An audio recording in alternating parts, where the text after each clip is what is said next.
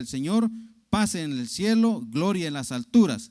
Y este es, hermanos, entonces el momento en que el Señor entra, triunfante, proclamado como rey. Hosana al Hijo de David, bendito el que viene en el nombre del Señor. Y pareciera entonces que todo va bien en ese momento. Pero veamos lo que ocurre en el 41 en adelante. Y cuando llegó cerca de la ciudad, al verla, ¿qué hizo el Señor, hermanos? ¿Lloró sobre quién, hermanos? Sobre la ciudad.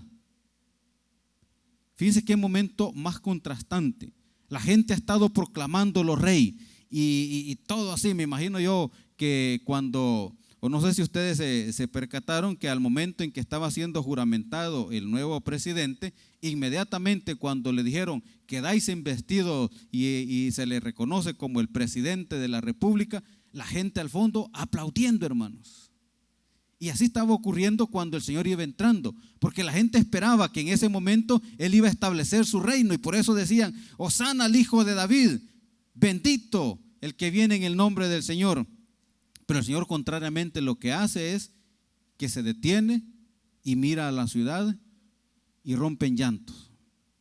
3 momentos en que el Señor Jesús ha llorado: con Lázaro, cuando estaba en el Getsemaní, y ahora al ver la ciudad. Ahora, la pregunta, hermanos, es: ¿y por qué lloraba Jesús por Jerusalén? ¿Por qué lloraba por Jerusalén, hermanos?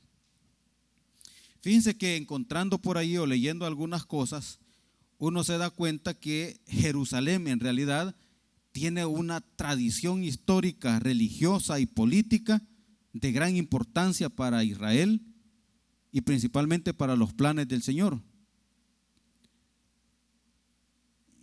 Y más adelante, en el mismo pasaje, uno se da cuenta que el Señor le ha dicho: mira Jerusalén, si aquí se hubieran hecho tantos milagros como en Tiro y en Sidón, esa gente ya se hubiera convertido.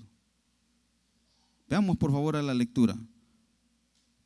Jesús lloró sobre ella, 42, diciendo: oh, si también tú conocieses, a lo menos en este tu día, lo que es para tu paz, mas ahora está encubierta de tus ojos, porque vendrán días sobre ti cuando tus enemigos te rodearán con vallado y te sitiarán por todas partes, te estrecharán y te derribarán a tierra y a tus hijos dentro de ti, y no dejarán piedra sobre piedra, por cuanto no conociste el tiempo de tu visitación.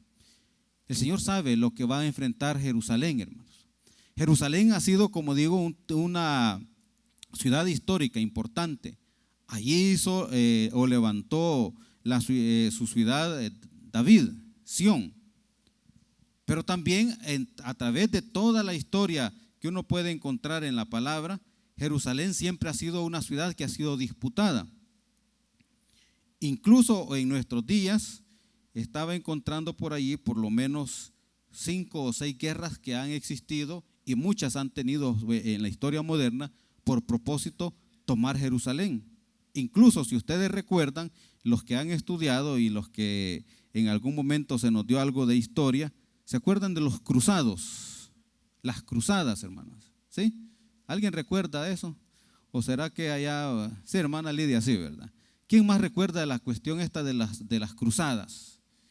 En realidad era un conflicto de la Iglesia Católica tratando de recuperar algunos territorios donde había perdido y no se predicaba la palabra, o no se predicaba el cristianismo según ellos. Y una de esas conquistas es precisamente Jerusalén, porque es estratégica. Ahora, han habido varias guerras en nuestro tiempo, los tiempos modernos, que han tenido también por propósito tomar Jerusalén.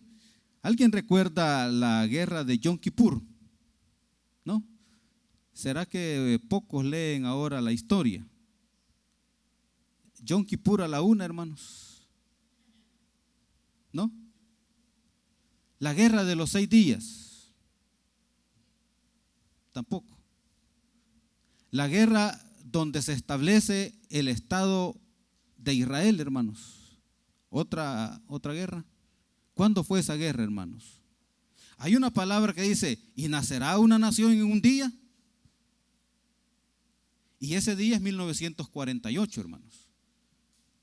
Después de una guerra, Israel es reconocido como Estado. y es parte del conflicto, y Jerusalén también es parte del conflicto. La guerra de los 6 días es una guerra donde Israel luchó contra al menos 4 países que lo rodeaban, lo que se le conoce como la Liga Árabe: Egipto, Siria, Jordania y el Líbano, si no estoy mal.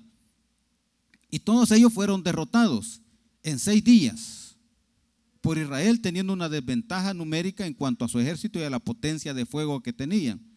La guerra de Yom Kippur es la guerra donde los egipcios y los sirios, si no recuerdo mal, atacaron a Israel en el día más santo para Israel. Pero Israel salió victorioso, y todo era conquistar Israel y tomar Jerusalén. Para el Señor Jesús, Jerusalén en aquel momento también tenía la misma importancia. Por lo tanto, cuando el Señor llega y ve a la ciudad, el Señor llora por ella. Pero yo creo que el lamento del Señor Jesús es por lo que uno puede pensar de la siguiente manera: ¿cómo fue recibido el Señor cuando llegó a lo suyo? Juan capítulo 1, versículo 11. ¿Alguien lo lee, hermanos? ¿Qué dice la palabra? Juan 1:11. De seguro le va a recordar algo que dice: a los suyos vino, a lo suyo, y los suyos. ¿Y quiénes eran los suyos, hermanos? Israel, su pueblo. Y el Señor venía a liberar a su pueblo. Pero cuando Él entró, decían: no, este de seguro demonio tiene. Y no lo reconocieron. Y por eso en la semana que estamos viendo acá, en los eventos de esta semana, el Señor Jesús incluso es apresado, juzgado y crucificado, porque no le reconocieron como su rey, como su Señor. Yo creo entonces que cuando el Señor Jesús vio a Jerusalén, la ha de haber visto con esos ojos donde ha dicho: qué indiferencia hay de parte de Jerusalén para el plan de Dios. Qué tristeza que se hacen milagros y no se arrepienten. Qué difícil es cuando Jerusalén mata a sus propios profetas. Esa es la tristeza que le da al Señor Jesús, y por eso llora sobre él. No es porque vio la ciudad y dijo: qué bonita es y hasta me dan ganas de llorar. No, hermanos, era un llanto de dolor por la ciudad que no lo reconocía y que no lo aceptaba como rey. Y vea lo que dice ahí en el versículo 42. Oh, si tan solo conocieras a lo menos en este tu día lo que es para tu paz. El Señor le dice: mira, si por lo menos te dieras cuenta qué grandes cosas hay de Dios, de parte de Dios para esta ciudad. Si al menos reconocieras que te quiere dar paz. Y fíjense que es curioso o importante que esta palabra paz, de seguro es una palabra que nosotros conocemos como el shalom de Dios. El shalom de Dios. Hay 3 tipos de paz que podemos identificar a través de la historia. La pax romana. ¿Alguien sabe la pax romana, hermanos? ¿Qué significa la pax romana? Es la paz que el gobierno romano estableció a causa de la guerra. En otras palabras, si se levantan en guerra o en sedición, viene el ejército y los pone quietos. Tiene que haber paz en este país. Esa es la paz romana. La paz a través de la guerra. La paz a través de las armas. O como dicen hoy los memes, ¿verdad? Los memes salvadoreños, la psicología de las madres, ¿verdad? ¿Cuál es la psicología de las madres? La chancleta, ¿verdad? ¿Te estás quieto o te cae tu chancletazo? Te estás quieto, o si no le dicen: te estás en paz o te estás en juicio. Ese es un tipo de paz.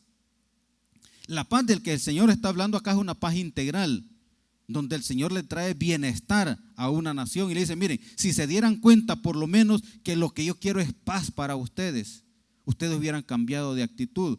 Y luego dice, hermanos: mas ahora está encubierta tus ojos, porque vendrán días sobre ti cuando tus enemigos te rodearán con vallado y te sitiarán. Esta es una profecía. ¿Alguien tiene idea cuándo se cumplió esta profecía, hermanos? En el año 70, después del Señor Jesús.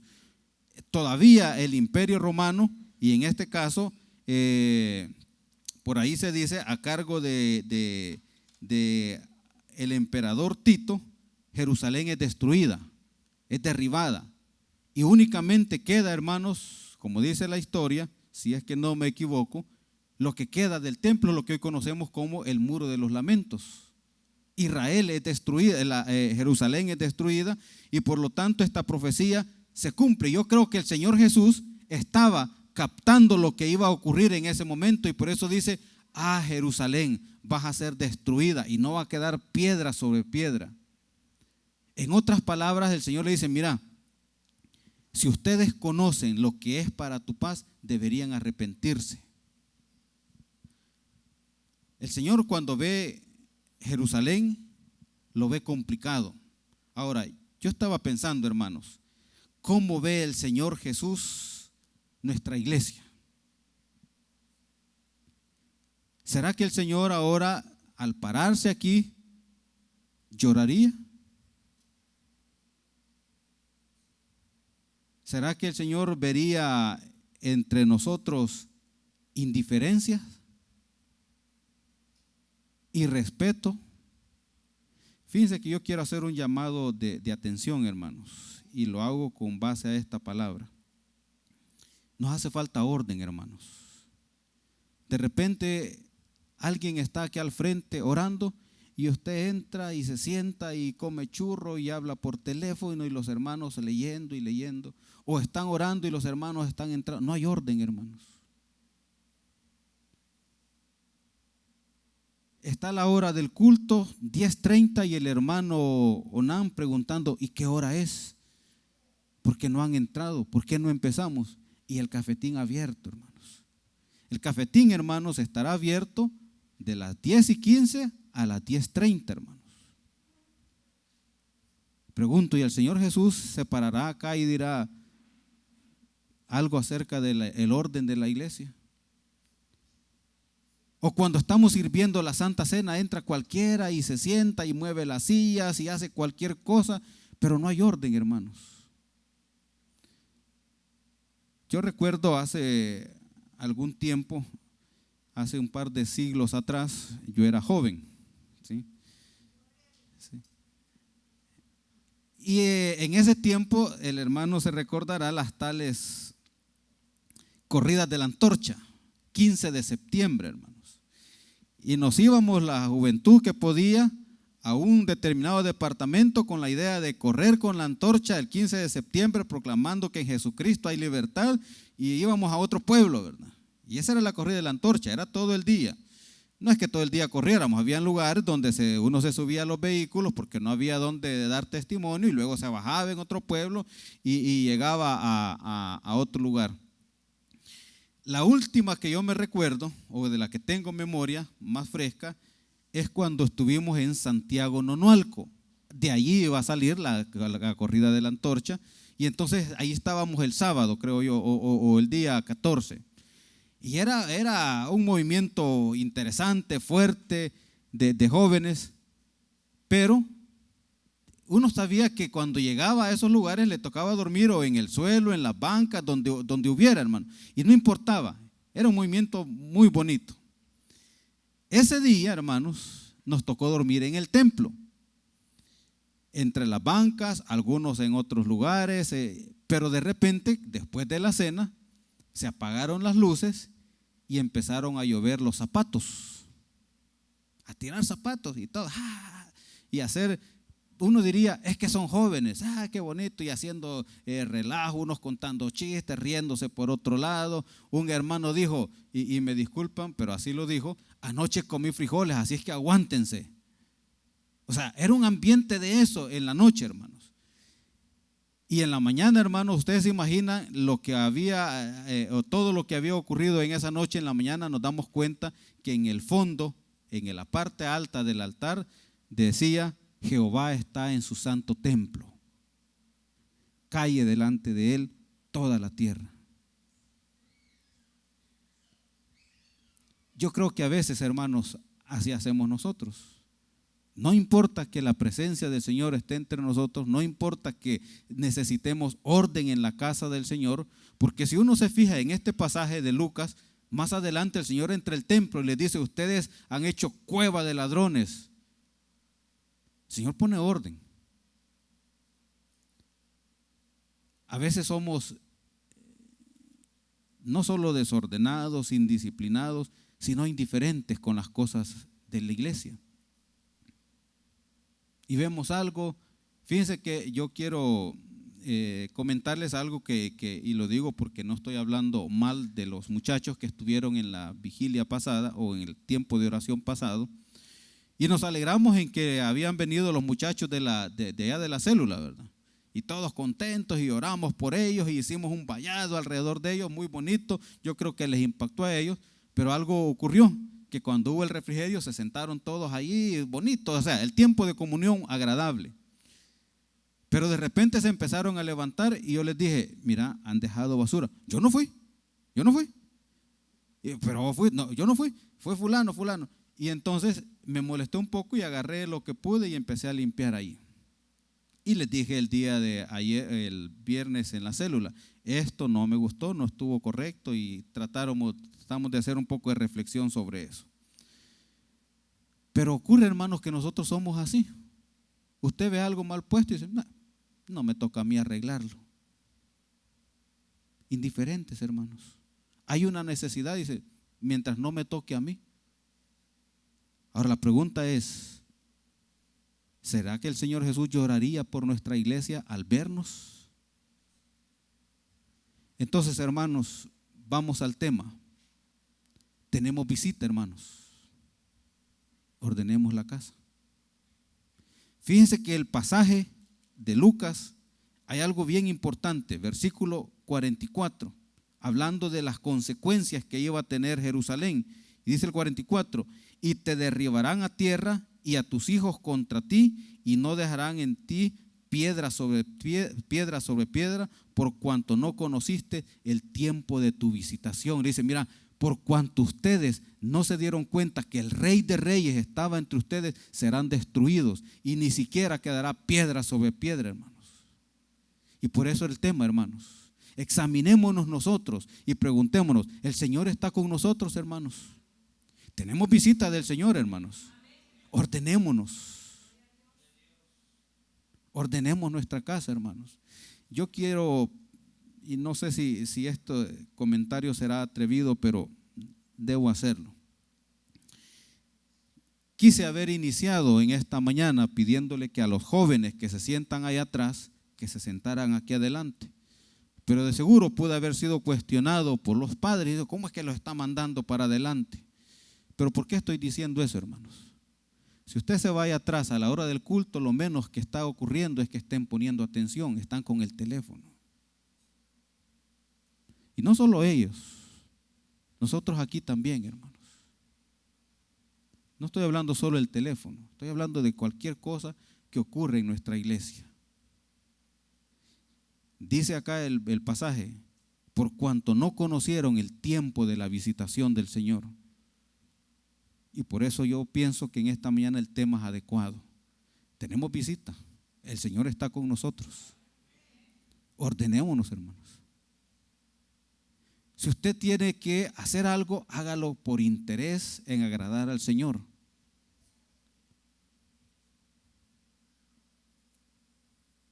Yo no quisiera quizás pensar en que este pasaje pudiera ser exactamente aplicado a la iglesia en cuanto a las consecuencias.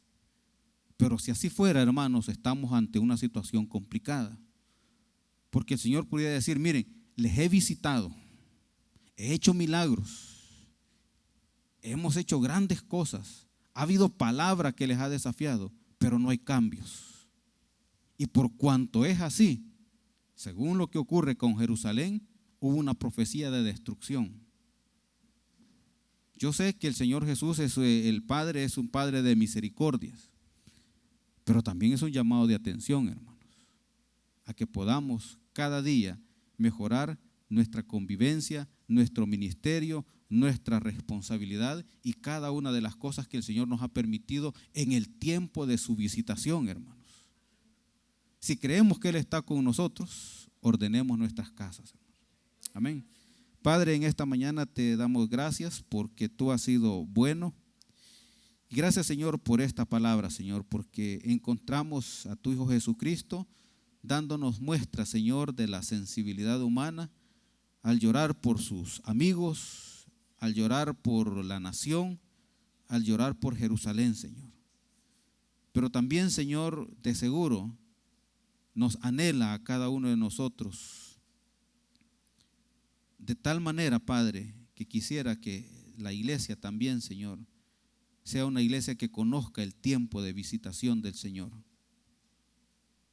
Señor, yo te ruego que en esta mañana, Padre, tú puedas tocarnos con tu Espíritu, Señor, y llevarnos a cada uno, Señor, a la reflexión y al convencimiento, Padre, de hacer las cosas conforme a tu voluntad.